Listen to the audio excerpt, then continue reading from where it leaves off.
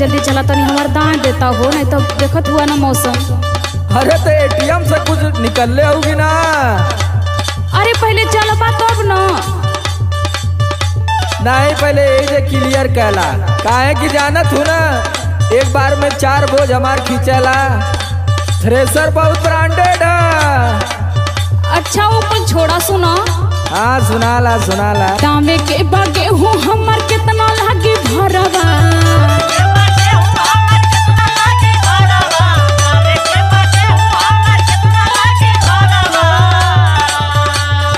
दामे के बागे हूँ हमर कितना लागी भरवा, थ्रेसर लेके चला हो ड्राइवरवा।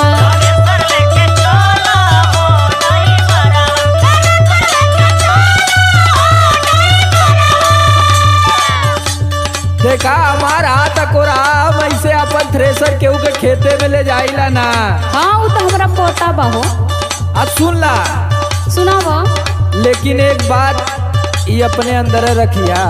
कवन बात हो? तहरा से एको पैसा भरा ना मंगाई,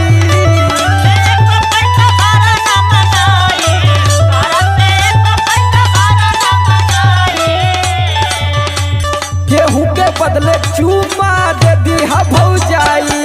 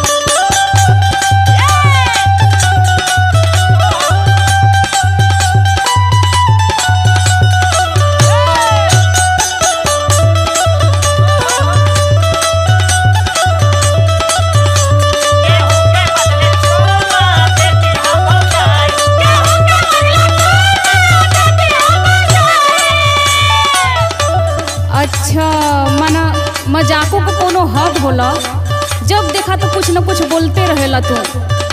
जाना तू कि हमार मजाक कभी कभी सीरियस भी रहेला। अरे वो हमारा पता बा, हमारे से अच्छा के जानी। तब तू खुद एक्सपीरियंस वाली हो। सुना सुना, ढेर मत बोला। सुनाला सुनाला। बेसी बेसी बोला जोनी देखी मौका फाफा,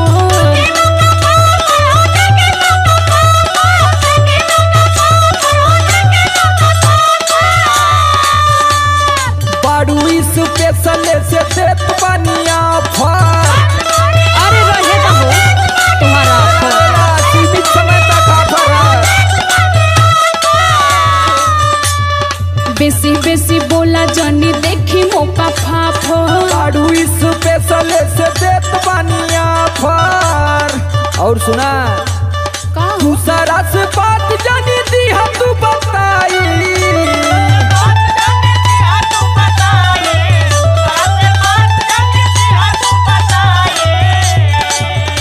और दूसरा से बात जानी दी हम तू बताई, गेहूं के बदले चूमा दे दी हम भौजाई।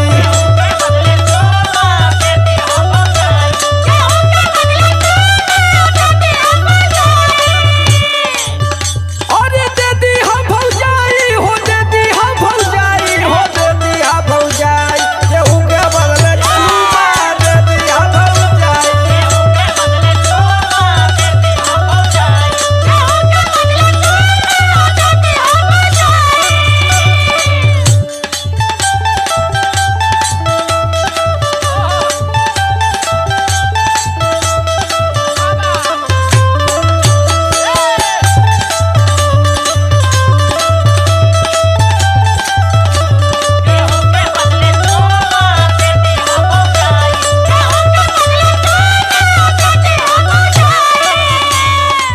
अच्छा माना बे के ट्रैक्टर तोरे हो तब लगला फायदा उठावे ना भौजी तोके कितना हम मानेला मालूम है ना। अरे वो तो हमके मालूम है बा, लेकिन सुनो तोरे एक बार कहले पे हम धनंजय यादव का दान दली पैसा आज तक ना देना, तो जाके उनसे मिला, हमके काहे कहता रहा। आ देखिला हरदम पर्स जेबा में लेके चला न। सुना सुना सुनावा। फायदा उठाव तारा तू मजबूरी के है।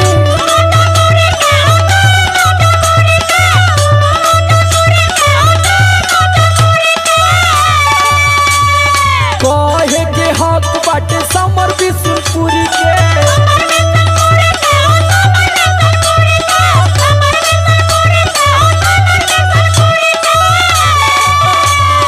फायदा उठाव तारा तू मजबूरी के है। कहे के हक बाटे समर बिशुनपुरी के। और यो बात सुन ला का शक्ति सोना कहे काम जल्दी हो जाई।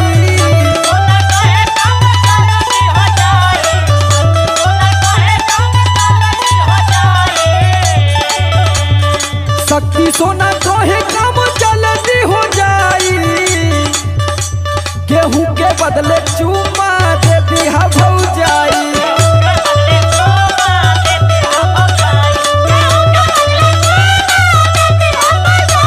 थ्रेसर लेके चला हो ड्राइवरवा। गेहूं के बदले चूमा दे दिहा भौजाई। थ्रेसर लेके चला हो ड्राइवरवा। गेहूं के बदले चूमा दे दिहा भौजाई। थ्रेसर लेके चला हो ड्राइवरवा। गेहूं के बदले चूमा दे दिहा भौजाई। के बागे हूँ हमर कितना लागे भरवा। थ्रेसर लेके चला हो ड्राइवरवा। तहरा से एको पैसा भरा न मंगाई। गेहूं के बदले चूमा